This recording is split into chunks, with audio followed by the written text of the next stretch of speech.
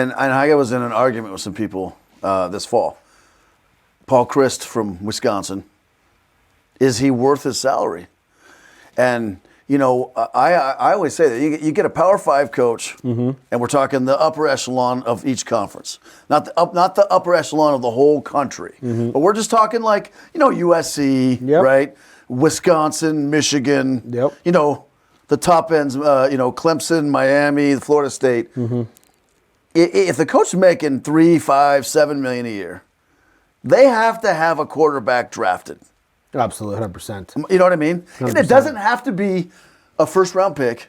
It doesn't have to be Peyton Manning or whatever. We're just talking like Central Michigan's Cooper Rush is like a 6th-round pick, 7th-round pick, or whatever, right? If you've got a 7th-round pick, that's the last round consistently in college, you're worth your salary because that quarterback's going to be really good in college, right? Absolutely.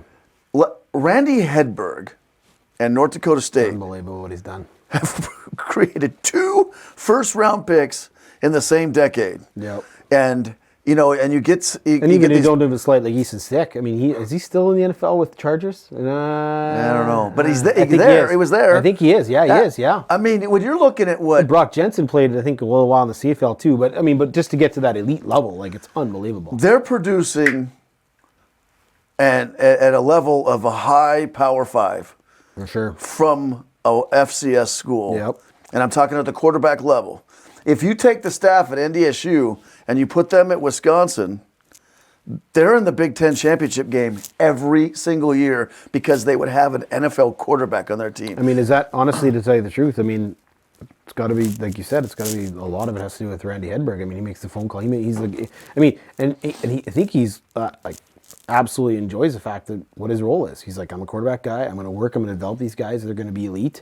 And not only, here's the thing about those quarterbacks is that not only are they, talented, they have skill. Like even Carson Wentz. I mean, he could throw the ball a mile or whatever, but developing them to be a quarterback. Understand how to read defenses so that they are able to do. I mean, even Trey Lance, he had a great game last week.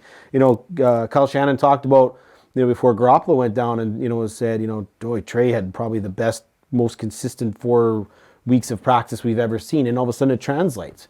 And all of a sudden now it's like, is this going to be his, kind of like you're going to be in, and then next year they're going to make him the full-time starter. And that's going to be an interesting thing. But